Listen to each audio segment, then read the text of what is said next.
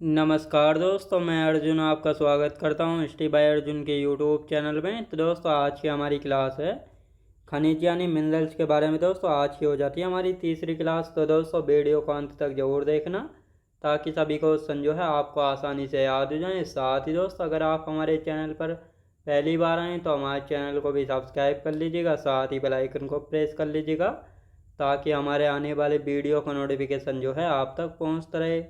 चलिए दोस्तों, वीडियो को स्टार्ट करते हैं। तो आज की क्लास में हम जानेंगे खनिज यानी मिनरल्स के बारे में, और आज की होगी हमारी तीसरी क्लास। तो कल की क्लास में हमने दोस्तों किसके बारे में हम पढ़ चुके हैं, यानी लो एस के बारे में भी हम पढ़ चुके हैं। लो एस कितना प्रकार का होता है? 4 प्रकार का होता है। कौन कौन से? जैसे मैग्नेटाइट लो एस का है, हेमेटाइट है, सीडेराइट है, और कौन सा है दोस्तों? एक होता है लिमोनाइट। तो ये 4 प्रकार का जो है होता है, तो ये आपको अच्छे से याद रखना है। और इसके बाद हमने जाना था सिल्वर, जैसे चांदी है, सोना है, तांबा, ये कहाँ कहाँ से निकाले जाते हैं और इनका सबसे बड़ा उत्पादक राज्य क्या है। तो इन सभी के बारे में हमने कल की क्लास में अच्छे से बात की थी। आज की क्लास में जानेंगे यूरेनियम कहाँ से निकाला जाता है, थोरियम कहाँ पर मिलता है, और इसके बाद जो है प्राकृतिक ऊर्जा और साथ ही ऊर्जा संसाधन को जो हम स्टार्ट करेंगे। तो सबसे पहले जो है खनिज को हम कंप्लीट करेंगे और इसके बाद जो है प्राकृतिक ऊर्जा संसाधन को कंप्लीट करेंगे। तो अब यहाँ पे हेडिंग डाल लेंगे दोस्तों यूरेनियम। तो यूरेनियम की यदि बात की जाए तो भारत में कौन सा राज्य जो है सबसे बड़ा उत्पादक राज्य है यूरेनियम का? तो यदि बात की जाए तो यूरेनियम की जो सबसे बड़ी खान है आंध्र प्रदेश के कडप्पा जिले में तुमलापल्ली खान है। तो यूरेनियम जैसे झारखंड के पूर्वी सिंहभूम जिले में जो है एक जादूगोड़ा की खान है जो कि यूरेनियम के लिए प्रसिद्ध है। और साथ ही यूरेनियम को जो है मेटल ऑफ होप या आशा की धातु जो है कहा जाता है। यूरेनियम की सबसे बड़ी खान कौन सी है? तो आंध्र प्रदेश के कडप्पा जिले में तुमलापल्ली खान है। तो ये आपको याद रखना है, यानी जो यूरेनियम है ये जो है इसकी सबसे बड़ी खान कौन सी है? आंध्र प्रदेश के कडप्पा जिले में जो है तुमलापल्ली खान है, जहाँ से सबसे ज़्यादा यूरेनियम निकाला जाता है। और साथ ही दोस्तों जादूगोड़ा की खान भी जो है किसके लिए प्रसिद्ध है? यूरेनियम के लिए प्रसिद्ध है। अब यहाँ पे हम बात करेंगे थोरियम के बारे में। तो ये जो है केरलम। तो दोस्तों केरल का नया नाम केरलम कर दिया गया है, तो ये आपको अच्छे से याद रखना है। केरलम के तटीय क्षेत्रों में मोनाजाइट रेत के रूप में पाया जाता है। केरलम भारत में थोरियम का सबसे बड़ा उत्पादक राज्य है। यानी जो केरल का तटीय क्षेत्र है, तटीय क्षेत्र का मतलब होता है जो केरल का ऐसे राज्य या केरल के ऐसे ज़िले या क्षेत्र हैं जो कि समुद्र के साथ अपनी तटीय सीमा लगाते हैं, तो उसको तटीय क्षेत्र जो है कहा जाता है। और थोरियम जो है तटीय क्षेत्रों में मोनाजाइट रेत के रूप में जो है पाया जाता है, तो ये आपको अच्छे से यहाँ पे याद रखना है। केरलम भारत में थोरियम का सबसे बड़ा उत्पादक राज्य है, तो ये भी आपको अच्छे से यहाँ पे याद रखना है। तो ये था हमारा खनिज वाला टॉपिक, जो कि खनिज यानी मिनरल्स वाला टॉपिक हो चुका है कंप्लीट। अब ऊर्जा संसाधन के बारे में बात करेंगे। तो यहाँ पे आप नया टॉपिक डाल लेंगे दोस्तों ऊर्जा संसाधन, यानी एनर्जी रिसोर्सेज के बारे में जानेंगे। ऊर्जा के कौन कौन से संसाधन हैं। अब सबसे पहले हम जानेंगे दोस्तों ऊर्जा संसाधन होता क्या है। तो ऊर्जा संसाधन की यदि बात करेंगे तो देखो, ऐसे प्राकृतिक या मानव निर्मित संसाधन जिनसे बिजली, ऊष्मा या परिवहन के लिए ऊर्जा उत्पन्न की जाती है उन्हें ऊर्जा संसाधन कहते हैं। ये कोयला, सौर ऊर्जा, पवन, जल जैसे रूप में होते हैं जो मशीनों, उद्योगों और घरेलू कार्यों को संचालित करने के लिए आवश्यक है। यानी जो ऊर्जा संसाधन हैं ये ऐसे प्राकृतिक या मानव निर्मित संसाधन हैं जिनसे जो है बिजली, ऊष्मा व उत्पन्न जो है की जाती है, जिनसे हम क्या करते हैं? मशीनों को चलाते हैं, उद्योगों को चलाते हैं और घरेलू कार्यों में उपयोग की जाती है, तो उनको हम ऊर्जा संसाधन कहते हैं।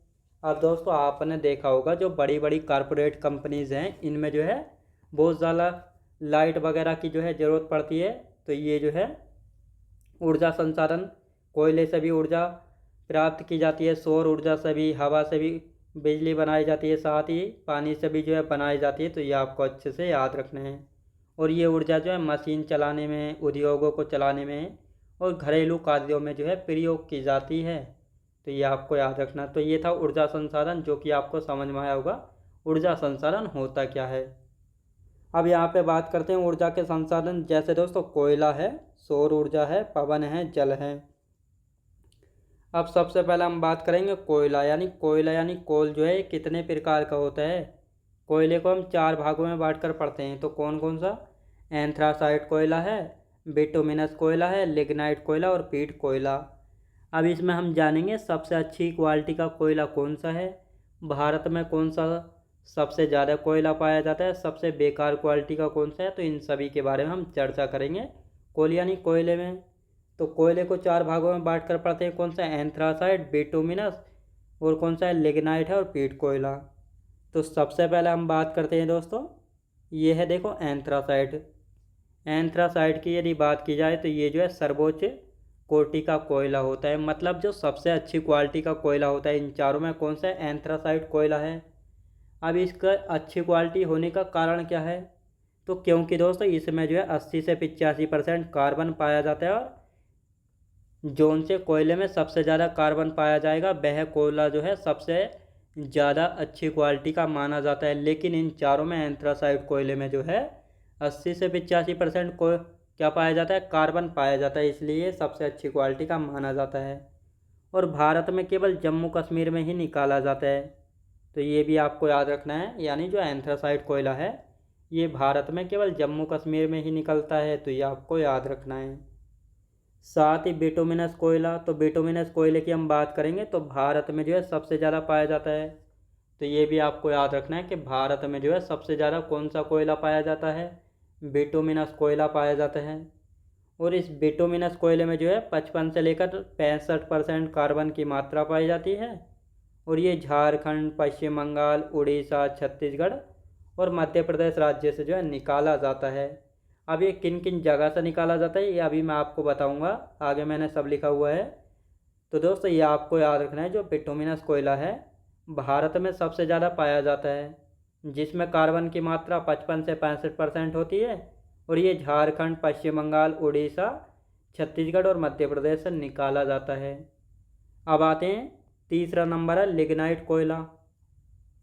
तो लिग्नाइट कोयले की हम बात करेंगे तो इसमें जो है 40 से 55% कार्बन जो है पाया जाता है। कितना दोस्तों? 40 से 55% कोयला पाया जाता है। साथ ही तमिलनाडु में स्थित नेवेली में जो है निकलता है, और ये जो है भूरे रंग का कोयला होता है। तो ये क्वेश्चन पूछा गया है कि भूरे रंग का कोयला कौन सा होता है? लिग्नाइट कोयला होता है, और इसमें जो है नमी की मात्रा अधिक होती है। तो ये आपको याद रखना है, क्या इसमें जो है नमी की मात्रा अधिक होती है। अब आते हैं चौथा नंबर है पीट कोयला, जो कि 35 से 45% कार्बन की मात्रा पाई जाती है। और ये जो है इन चारों में सबसे बेकार क्वालिटी का माना जाता है, क्योंकि इसमें कार्बन की मात्रा जो है बहुत ज़्यादा कम होती है। तो ये आपको अच्छे से यहाँ पे याद रखना है। तो ये चारों भाग आपको समझ आए होंगे। ये एंथ्रासाइट है, बिटुमिनस है, लिग्नाइट है और कौन सा है दोस्तों? पीट कोयला। तो ये आपको अच्छे से याद रखना है। अब भारत में कोयला क्षेत्र यानी भारत में जो है कहाँ कहाँ से कोयला निकाला जाता है, तो ये भी आपको पता होना चाहिए। भारत में कोयला क्षेत्र, तो यहाँ पे हेडिंग डालेंगे दोस्तों भारत में कोयला क्षेत्र। अब जैसे हम बात करते हैं ये रानीगंज क्षेत्र है, तो रानीगंज क्षेत्र है ये पश्चिम बंगाल में जहाँ से कोयला निकाला जाता है। करनपुरा और झरिया ये झारखंड में जहाँ से कोयला निकाला जाता है। कोरबा की हम बात करेंगे तो ये हसदेव नदी के पास स्थित है छत्तीसगढ़ में। तो जो कोरबा है ये छत्तीसगढ़ में हसदेव नदी के किनारे स्थित है, तो यहाँ से भी कोयला प्राप्त होता है। तलचर ब्राह्मणी नदी के किनारे स्थित है, जो कि उड़ीसा में है। नामचिक और नामकुप ये दोनों कहाँ पे? आंध्र प्रदेश में। यहाँ से भी क्या कोयला जो है प्राप्त किया जाता है। नेवेली तमिलनाडु में, जहाँ से कोयला प्राप्त होता है। तो ये आपको याद रखना, अच्छे से क्वेश्चन पूछा जाएगा कि रानीगंज से क्या निकाला जाता है? कोयला निकाला जाता है। रानीगंज किस राज्य में? पश्चिम बंगाल में। करनपुरा और झरिया झारखंड में। कोरबा छत्तीसगढ़ में। तलचर उड़ीसा में। और नामचिक या नामकुप आंध्र प्रदेश में। तो ये आपको याद रखना है। साथ ही सिंगरैनी, तो दोस्तों सिंगरैनी की यदि बात की जाए तो ये तेलंगाना में। कहाँ पे? सिंगरैनी तेलंगाना में। माकूम क्षेत्र असम में है। निचाहोम जम्मू एंड कश्मीर में। तो इन सभी क्षेत्रों से कोयला निकाला जाता है भारत में। तो ये भारत के कोयला क्षेत्र हैं जो आपको अच्छे से यहाँ पे याद रखना है। अब यहाँ पे एक नोट लिखेंगे, कोयला जो है दामोदर नदी घाटी में पाया जाता है। ये क्वेश्चन पूछा गया है, दामोदर नदी घाटी में किसके भंडार पाए जाते हैं?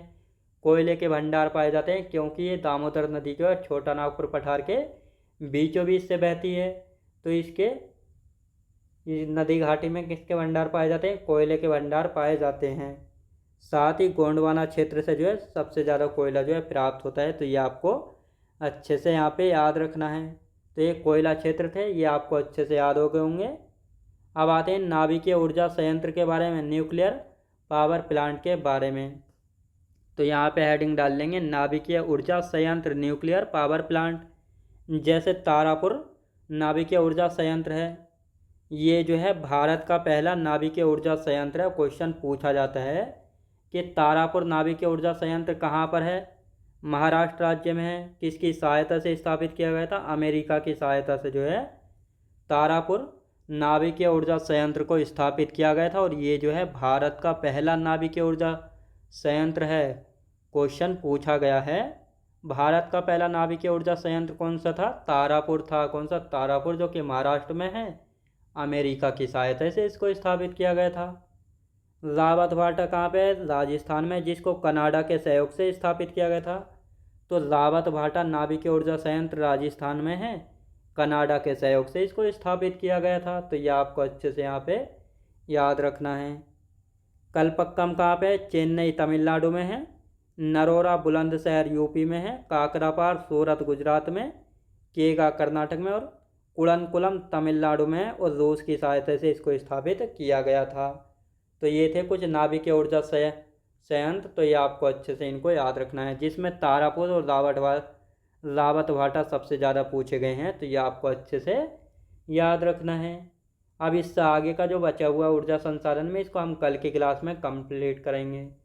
तो आज की क्लास हमारी यहीं तक रहेगी। तो मैं उम्मीद करता हूँ आपको वीडियो क्वालिटी, कंटेंट वगैरह सभी कुछ आपको पसंद आया होगा। पसंद आया तो लाइक शेयर और सब्सक्राइब करना बिल्कुल भी ना भूलें। साथ ही दोस्त, अगर आप हमारे चैनल पर पहली बार आएँ तो हमारे चैनल को भी सब्सक्राइब कर लीजिएगा, साथ ही बेल आइकन को प्रेस कर लीजिएगा, ताकि हमारे आने वाले वीडियो का नोटिफिकेशन आप तक पहुंचता रहे। चलिए दोस्तों, मिलते हैं नेक्स्ट वीडियोज़ में।